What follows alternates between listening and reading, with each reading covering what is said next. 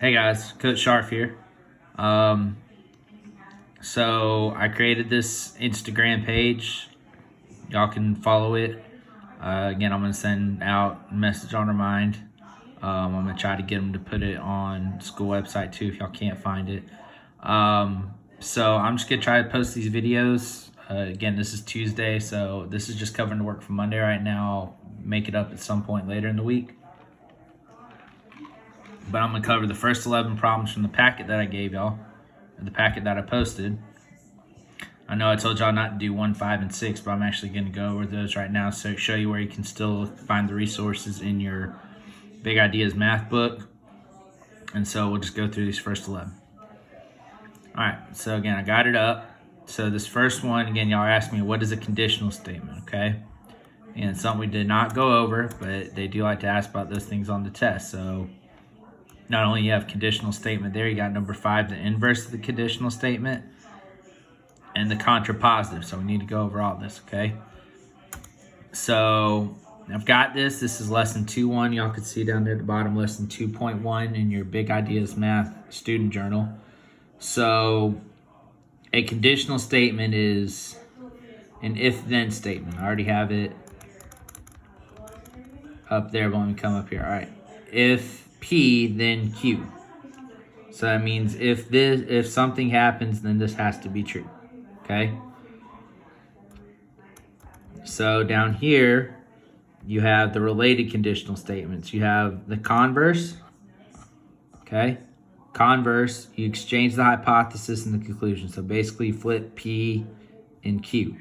So instead of if P, then Q, now you have if Q, then P.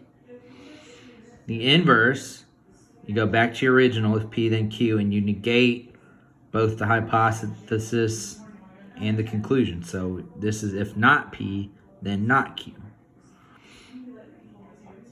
And then going down here, I don't know why I followed that with the camera. Here's the last one, the contrapositive.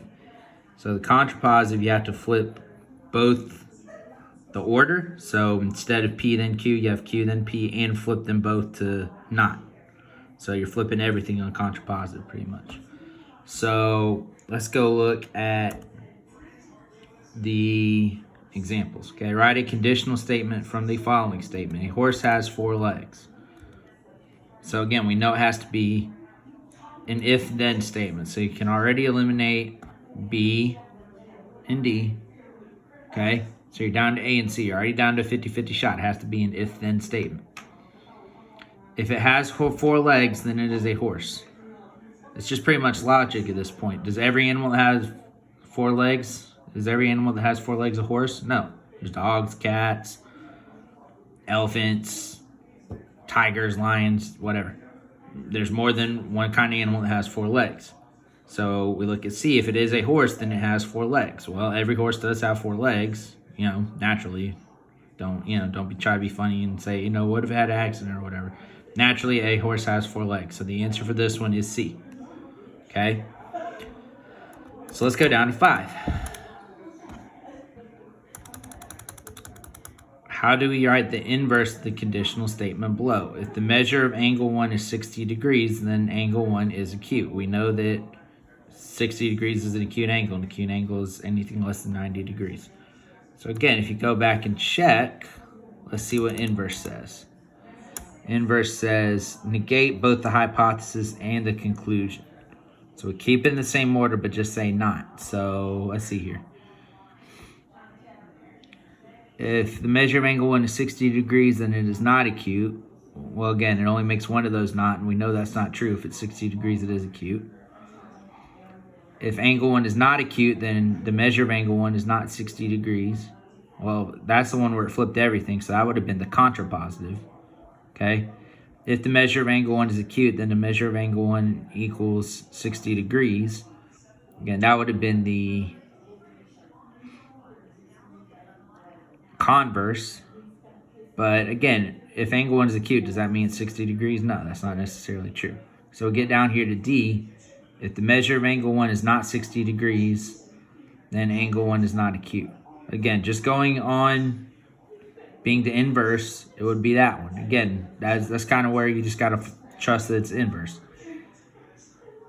Obviously, it could be any, 59 degrees, 61 degrees, whatever, and still be acute. But just going based on it being the inverse, we go D. Okay? So D would be your answer for that one.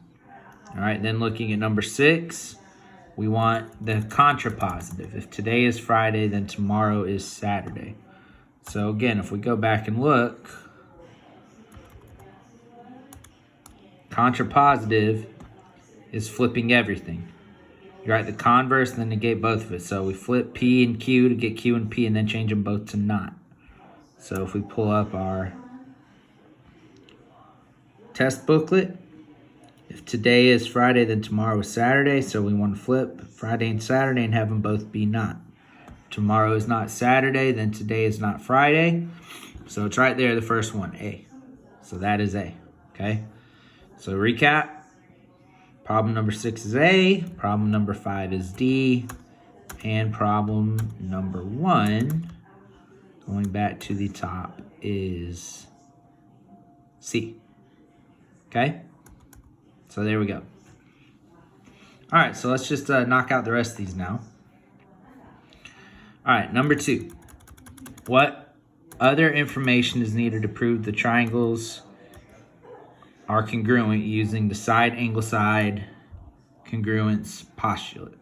So if we look at our triangle right there, we have a triangle with a line split down the middle, making it 2 other triangles. So let me draw this on my whiteboard I have real quick, okay?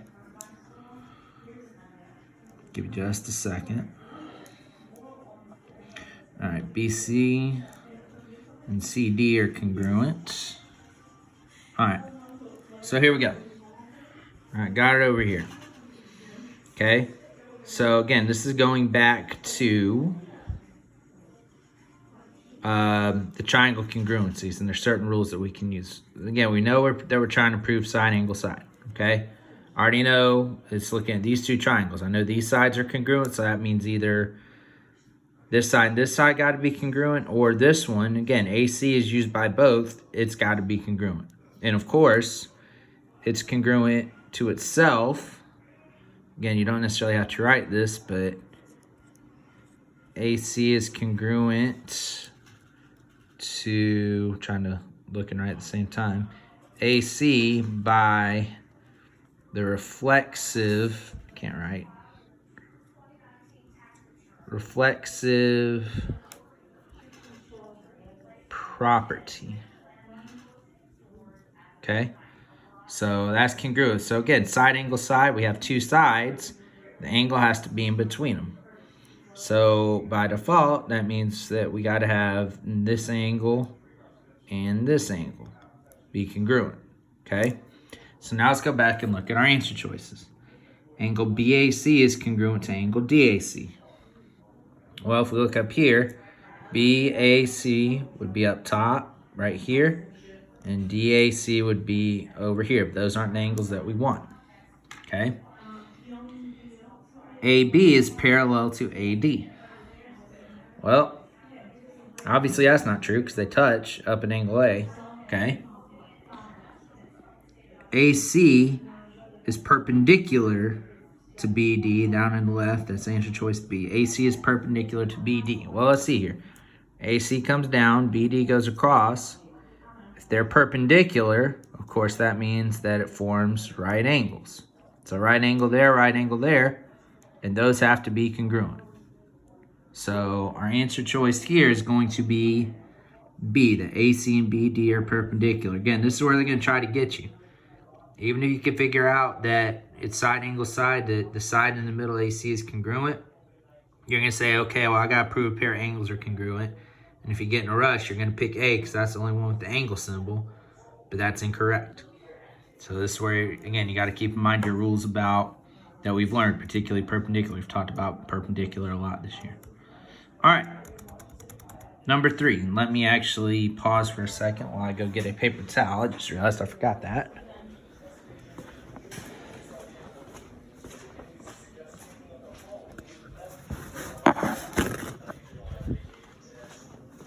I apologize for that. All right, so let me erase my whiteboard.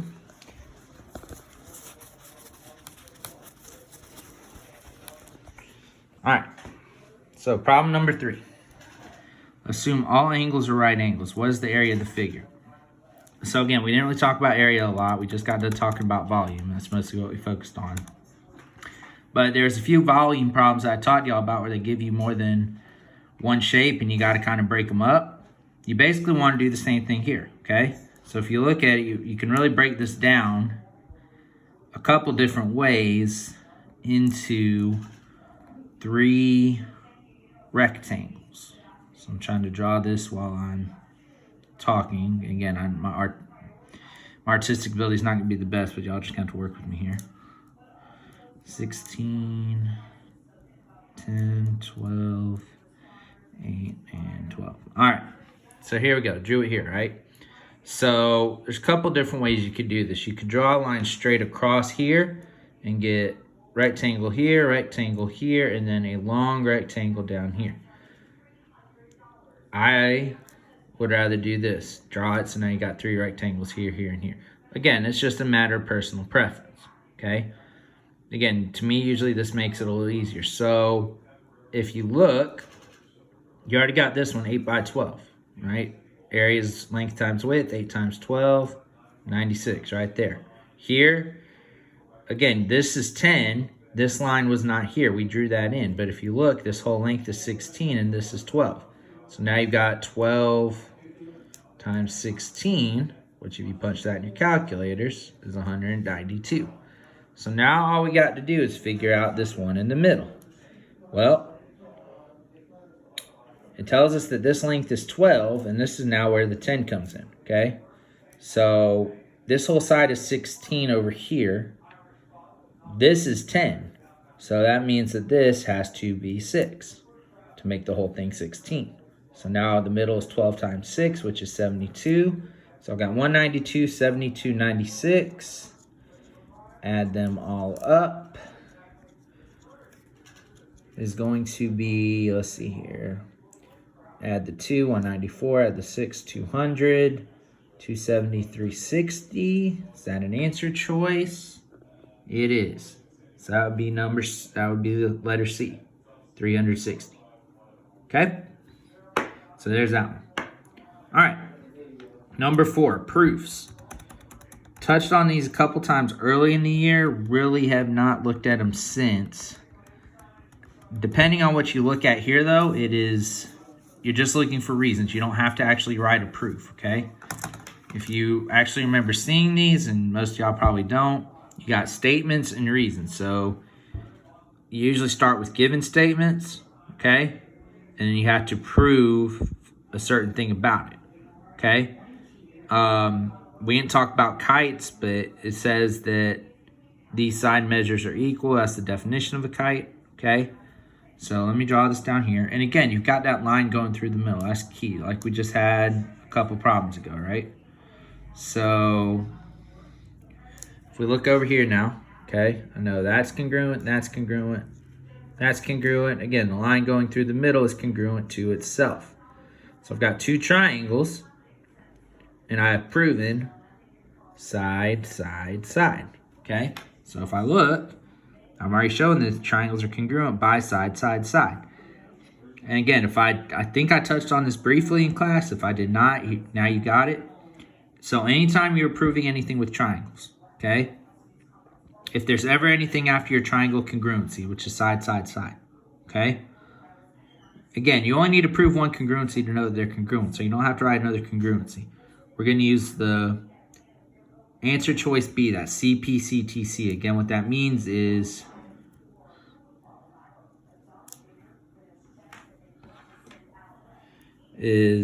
corresponding, I'm trying to write as I go, corresponding parts of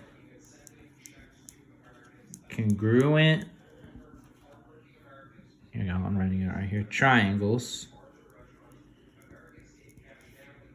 are congruent. So CPCTC, corresponding parts of congruent triangles are congruent. So your answer choice there for that one is going to be B. Okay? All right. Let me put this down for a second so I can erase, make it easier. All right. So I've already knocked out 1 through 6, just like that. Okay. 1 through 6 knocked out. All right. So there's 5, there's 6. All right, 7, trapezoid. Okay, area of a trapezoid. So again, we didn't touch a lot on area. There are some, I have a formula sheet printed out. There are some area formulas on here, but if you look, it's just triangle, rectangle, circle. Okay. So we got trapezoid, and in a couple problems we're actually gonna have a hexagon. So I'm gonna try to show y'all the best I can with these. Okay. So there's actually a formula, and again, I don't want to make y'all memorize all these formulas that aren't on there. There's actually a formula for a trapezoid, which is, there we go, a plus b divided by 2 times the height. So the top and the bottom, the two bases basically, divided by 2, take the average, then multiply it times the height. Okay? So you could do that with this one. You could do, if you memorize the formula, you would do 14 plus 20 divided by 2 times the height, which was 8. Okay, so basically we're averaging 14 and 20, which is 17, times 8, which is 136, okay? But again, with the knowledge that y'all have, I'm going to try to break this down and make it easier. So just with the way the formula works out, we can make the assumption that since the height is 8 feet, give me a second to draw my trapezoid so I'll make sure it's kind of straight looking, okay? All right, here's my trapezoid. If this is 14 and this is 20, if the height was about in the middle right here, but it's got to be the same over here, right? So again, I'm going to break this up like I did earlier. That's 8, that's 8, okay? So this whole bottom was what was 20, all right? So let me actually put it down here, okay? Again, if I come straight down, I know this middle part has to be 14, and we can make the assumption that it's split evenly, so 3 and 3, okay? So again, we're just calculating area now.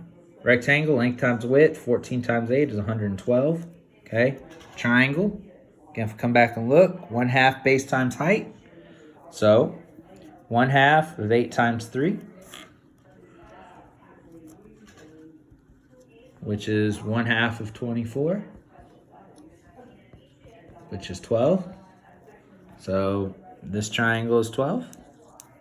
This triangle is also 12. And then again, we just add them up. So you got 112 plus 12 plus 12. There we go, which is 136. All right, same thing the formula got up there. So that one is C. Okay. All right, 8. Ooh, 8's a good one. I kind of like number 8. All right, so you're reducing the map of dimensions 2 feet by 3 feet to fit on a piece of paper 8 inches by 10 inches. What are the dimensions of the largest possible map that can fit on the page? So the key idea here is it's basically a dilation, okay? Yeah, it looks like area, but it's basically a dilation where, in this case, making the map smaller, but it's still got to keep the same ratio of the sides, okay? So if you put the first side over the second one, so 2 over 3, even though it's feet, that's fine. We're not concerned about the units of measure. We're just concerned about the numbers. That's your ratio. If you made it a decimal point, 6, 6, 6. I'll do another 6 and some of y'all don't freak out. 6 repeating, so 6 is going forever, right? All right, so now basically you just got to look at your answer choices and see what fits, okay? C you should automatically be able to wipe out because you would have 8 over 6 2/3, okay? So your numerator would be larger than your denominator, which of course we know we don't want, okay? 8 over 10 is just 0.8. So again, we know that's bigger than that, so we know it's not D. So now we're stuck with A and B. So you've got 5 1/3 over 10 and 6 2/3 over 10. Again, I'm writing them like this. This isn't necessarily how you punch them in the calculator, although you could, okay? You could do 5 plus 1/3 or 5 plus 0.333 divided by 10. Same on the other side. But again, hopefully look at these two, you should be able to figure out, well, which one of these is probably going to give me that. That'd be 6 2/3 by 10. So that would be A. Again, if you want to divide it out, this one would give me 0.533 repeating. 3 would repeat. And this one would give me the 0.6666 repeating like I had. So that one is going to be A. All right, 9. 9 is going to have to do with trig. So let me erase my board again. If this is a little too jumpy with the phone, y'all let me know, and I'll try to find a way to get a stand or something, keep it more stable as I go. All right. 9 is going to be right triangle trig. A bell tower is 17 meters tall. All right, so there we go. Bell tower, 17. I just drew a line. You don't have to actually draw a bell tower. Cast a long shadow on the ground. The tip of the shadow of the bell tower is 51 meters from the base of the bell tower. So, shadow's coming out, 51 feet, okay? At the same time, a tall elm tree cast a shadow that is 63 meters long. If the right triangle formed by the tower and its shadow is similar to the right triangle formed by the L and its shadow, how tall is the elm to the nearest tenth? So, basically what we're trying to do now is, we got this, okay? So, we're going to get our angle of elevation right here. So, wherever the sun is up there, so we're going to get our angle, okay? So, here's theta, all right? So, in order to get a shadow that's 51 feet long, my angle and the building is 17 feet tall. Basically, the shadow is 3 times longer than the building, okay? The angle has to be the same, all right? So, or the angle has to be a specific angle, okay? If this angle is anything else, even though my building was 17 feet, if the angle is anything other than the angle that this is, this wouldn't be 51. It'd be shorter or longer. All right, so again, label your sides if you need to. For this being theta, this is opposite, this is adjacent. All right, so I'm going to have tangent of theta equals 17 over 51. All right, when I'm looking for theta, that's when I got to do the inverse. So I've got inverse of theta, 17 over 51. And I did not do this beforehand, so let me pull up my calculator on the computer. All right, so let's see here. I want trig. So here's my inverse tan of 17 divided by 51.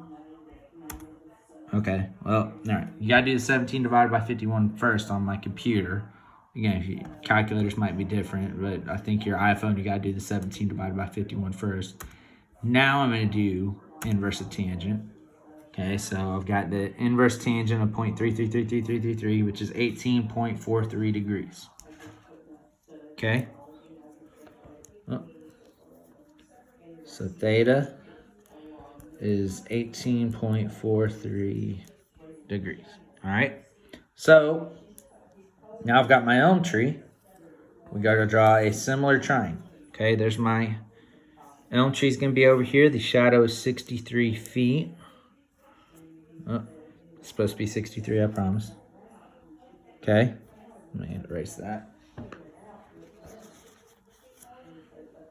right. So 63. There we go. All right, angle is 18.43 degrees. There we go. And now I'm trying to find the height. Okay. So still going to be using tangent. So tangent of 18.43 equals x over 63. So all I'm going to do, opposite, because it's opposite over adjacent. Opposite over adjacent. So, by the way, I guess I forgot to point this out again. Trig functions on the formula sheet. So I'm going to move 63 over. So I've got 63 times the tangent of 18.43. Should be 21. Alright. So I've got 18.43 in there, so I'm just going to now do tangent of that. It gets me back to that ratio. And now I'm going to multiply it. Where's multiply? By 63, so it's 1/3 of 63. So it should be 21, and it is. Okay? So again, like I said, sine, I told y'all I just want to talk to y'all. Sine, cosine, tangent, they're just ratios. Okay? They're just ratios. So we had 17 over 51. That gives us 21 over 63. Those both reduced to 1/3. So it's the same ratio. So it gave me the same. It'll give me the same number of degrees, the 18.43 in this case. So yeah, looking at 9, now that is B, 21. Okay? All right, 10. 10's a little tricky. Again, one we did not teach y'all, but I'm going to try to show y'all the best I can if you happen to get one on the EOC. So this one has a formula too. I'm not going to show that one because that's a little harder to memorize, and if you're really curious, you can find it on your own. So the idea about a regular hexagon is if I draw a diagonal line there and diagonal line there and a line coming right across the middle to basically connect the opposite corners, I'll create 6 equilateral triangles. Okay, so I'm going to draw that real quick. All right.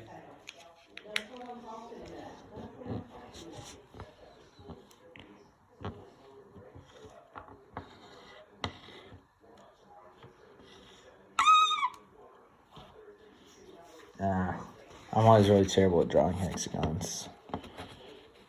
I'll give me just a sec. I'm telling you, it's a little better looking. I don't know if I'm going to make it much better looking. That's a little better. All right. So here's my hexagon, right? It tells me I have a side length of 4. Okay. Again, if I